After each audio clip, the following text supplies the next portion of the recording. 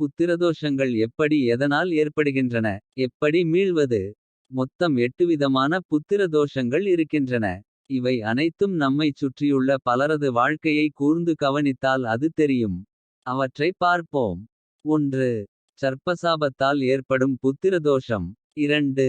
பித்ரு சாபத்தால் ஏற்படும் புத்திரதோஷம். 3. மாத்ரு சாபத்தால் ஏற்படும் புத்திரதோஷம். 4. சகோதர சாபத்தால் ஏற்படும் புத்திரதோஷம். 5. மாதுல சாபத்தால் ஏற்படும் புத்திரதோஷம். 6. பிராமண சாபத்தால் ஏற்படும் புத்திரதோஷம். 7.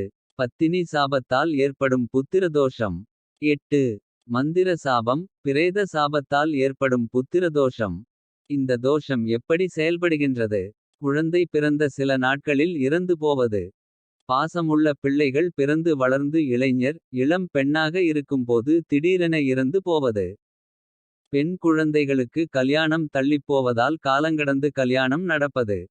திருமணம் முடிந்து சில காலத்திற்குள்ளாகவே வாழாவெட்டியாக பெற்றோர் வீட்டிற்கு திரும்புவது. மூளை வளர்ச்சியின்றி குழந்தை பிறப்பது. சரி, எந்த காரணங்களால் இந்த புத்திர தோஷங்கள் உருவாகின்றன. முற்பிறவியில் பெற்ற தாய் தந்தையரை சரியாக கவனிக்காததாலும். அவர்களை வேதனைப்படுத்தியதாலும். அவர்களின் கடைசி காலத்தில் சரியான நேரத்தில் உணவு தராமலும் ஏற்படுவது பித்ரு அல்லது பிதுரு சாபம்.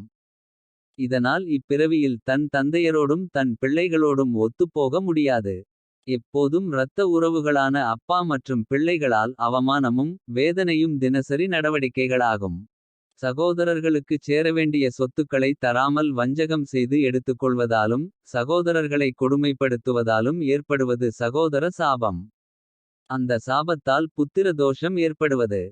சொத்து பிரச்சனையில் தாய்மாமனை அவமானப்படுத்தியும். சண்டை போட்டும் தாய்மாமன் சாபத்தால் ஏற்பட்ட புத்திரதோஷம். இந்த சாபத்தால் தாய்வழிப்பகையும் புத்திரர்கள் பகையும் அவமானமும் ஏற்படும்.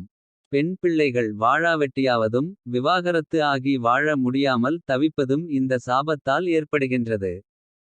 சாதுக்கள் மகான்களையும் சிவனடியார்களையும் அவமானப்படுத்துவதால் ஏற்படுவது பிராமண சாபம். இந்த சாபத்தால் ஊனமுற்ற குழந்தைகள் பிறப்பது. மூளை வளர்ச்சி இல்லாத பிள்ளைகள் பிறப்பது.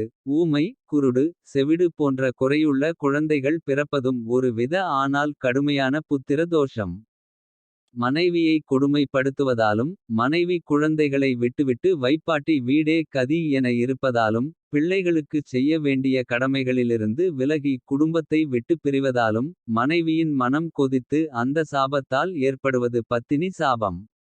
இதனால் மனைவி மக்களால் அவமானப்படுதலும். பண்டாரம் பரதேசியாகி பிச்சை எடுத்தலும். கடைசி காலத்தில் தன்னை கவனிக்க ஆளில்லையே என வருந்துதலும். குடும்பத்தோடு இருந்தாலும் குடும்பத்தை விட்டு பிரிந்துபோய் அனாதையாக இறந்து போகுதலும் ஏற்படும். மந்திர சாபம் பிரேத சாபம் இவற்றால் ஏற்படும் புத்திர தோஷம் என்பது. மாந்தீரிகர்களை தேடிப் போய் நமக்கு வேண்டாதவர்களுக்கு பில்லி சூனியம் வைப்பதும். குல தெய்வத்தை மறந்து வணங்காமல் இருப்பதும் ஆகும். இந்த சாபத்தால் மருத்துவத்துக்கு புலப்படாத நோய்கள் உருவாகுவதும். சம்பாதிக்கும் பணம் முழுவதும் அதற்கே செலவழிப்பதும். குடும்பம் விருத்தியில்லாமல் இருப்பதும். தொழில் நட்டம் தொழில் அமையாமலிருப்பது. பிள்ளைகளால் ஏற்படும் ஊதாரித்தனம். துஷ்ட குணமுள்ள பிள்ளைகளால் வரும் பிரச்னைகள் போன்ற பலன்கள் ஏற்படும். இந்த புத்திர தோஷத்தை நீக்கிட பரிகாரம் என்ன. எப்படிச் செய்வது. குருபகவானுக்கு வியாழக்கிழமையன்று அர்ச்சனை செய்யலாம். வியாழக்கிழமை திருச்செந்தூரில் அன்னதானம் செய்யலாம். எந்த கிரகம் புத்திர தோஷத்தை உருவாக்கியதோ அந்த கிரகத்தின் திசை அல்லது புக்திகாலத்தில் அந்த கிரகத்தின் அதிதேவதைக்கு அர்ச்சனை செய்யலாம்.